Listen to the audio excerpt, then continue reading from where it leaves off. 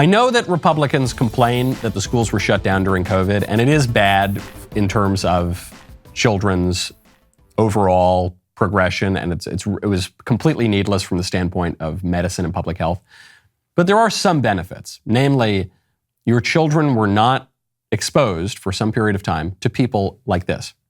I love a bold eye, and I love bold hair, and I love bold glasses, and I love just living loud and proud and out. And like, to me, this is my art. This is like my queer art that I just exist colorfully every day. And I love a bold eye, but here's one place you should not wear a bold eye. You should not wear a bold eye when you're going to hear Mike Curato give a talk about this book, because if you do, then there's a strong chance that you might cry and have like a Tammy Faye Baker moment. Yeah, she goes on and on about this weird, like, kind of porny book that she's promoting. She's a school library. I don't know what bold eye means. Does that mean weird rainbow glasses, like the rainbow hair, or like the rainbow everything? That's a school librarian who is peddling pornography to your children. And the argument that she makes, not even so much in that video, but in some of the writing that she's published, is really profound. She says that queer aesthetic is a form of resistance. So you hear she's talking about her glasses and her hair and her look and her this and this picture book and the images. Not so much the arguments, not even the rights, just the aesthetic is a form of resistance. And she's totally right. And conservatives' answer to this shouldn't just be like, oh, whatever, who cares? Yeah, you want to wear your crazy hair? You look like a crazy person. That's not a big deal. It's really just the rights and the arguments and the law. No, the conservative response to that should be, oh yeah, you're right. We should ban that stuff. At least, I'm not saying we pass a federal law against stupid colored hair. I'm saying that we need to have standards and norms. And in places like schools, we need dress codes. We always had dress codes in places for all of American public life. And then, I don't know, over the last 5 minutes, we've decided that we have a First Amendment right to wear whatever we want in any place we want. That's not true. When you go into certain restaurants, you need to wear a jacket. When you go to school, especially for most of American history, you needed to wear something akin to a uniform. And you couldn't wear dresses that were too short, and you couldn't have your hair in some crazy way, and you couldn't have piercings and tattoos everywhere. There are rules to how to dress, and those can be enforced by institutions. And we should discourage the weird, crazy, queer stuff. She's totally right. Queer aesthetics is a form of resistance, and we should oppose that. It is. Conservatives are really good at talking about the truth.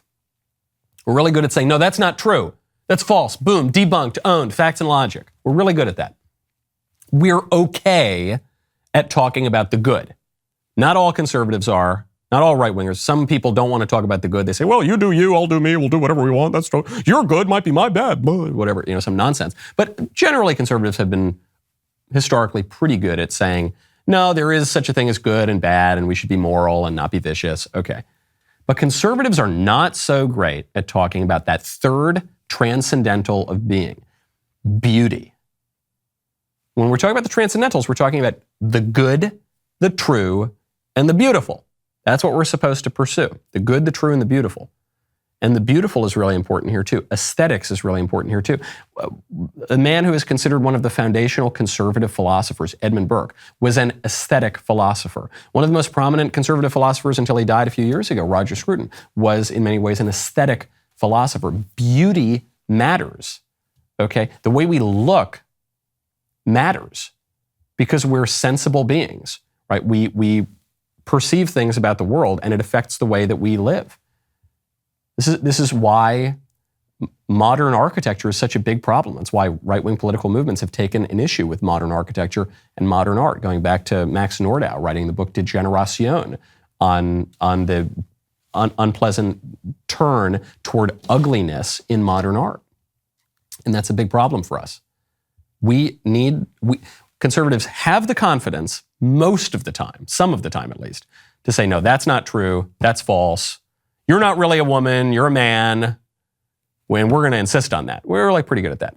And we're okay, but not great at saying, no, this is good and this is bad and we should do the good thing, not the bad thing. We need to get better at that. But we're just abysmal at saying, no, this is beautiful, that's ugly, do the beautiful thing. Donald Trump, it was my favorite executive order he ever signed. It had no teeth, it went nowhere. Biden rescinded it immediately. But it was the Make Federal Buildings Beautiful Again Act.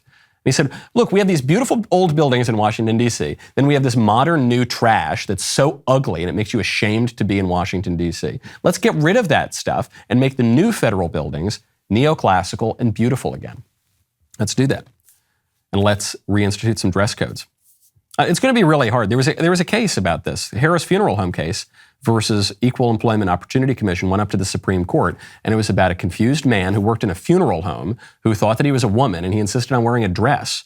And the owner of the funeral home said, look, man, people are grieving. They're really fragile and vulnerable when they come here, and this is not the place for you to make some bizarre, perverted political statement about how you're really a woman. That's not what these people are here for. It's distracting. It's really, when you're working at a funeral home, it's about the grieving families, okay? And stop making it about you. You can't wear the dress. Put on pants like an adult, like a man, and then when you go home, if you want to go wear drag to some seedy club at night, be my guest, but not while you work here. And the confused man sued, and he won, unfortunately. He won the case, and so now we're not allowed to enforce these things. It's very important for conservatives to dig back in on this issue and just stop ceding the ground here. You think it's a little thing, how we dress, what we wear, what we look like. But it affects it truly affects the way we view the world because it affects everything that we see. Right now, go to ahs.com/Knowles. We could all use some peace of mind when it comes to staying on budget right now. That is why American Home Shield exists. As a member, you know your home, budget, and sanity are covered. They offer a choice of 3 great plans to help cover the cost of repair or replacing parts of major home systems and appliances, no matter their age. If American Home Shield cannot repair the covered item, they will replace it. American Home Shield members get more coverage options and fewer exclusions. From HVAC systems and plumbing to kitchen appliances, their plans help protect parts of up to 23 essential home systems and appliances. You get electronics coverage available for an unlimited number of eligible items such as smartwatches, flat screen TVs, and more. Other options include roof leak repair and pool and spa coverage. Coverage available no matter how old your systems and appliances are. Plus, right now, they are offering an exclusive $50 off for our listeners. Keep your home up and running and budget on track with American Home Shield. Right now, take $50 off their most comprehensive plans ever. Go to ahs.com/Knowles to save $50. ahs.com/Knowles for $50 off any plan. American Home Shield. Be sure with the Shield. Service fees, limitations, and exclusions apply. See plan for details. I'm glad you like that clip. Now, hold on. Ring that bell, subscribe, get the notifications. That way we'll go from 1 million subscribers to 1 billion in no time. Check it out. We'll see you next time.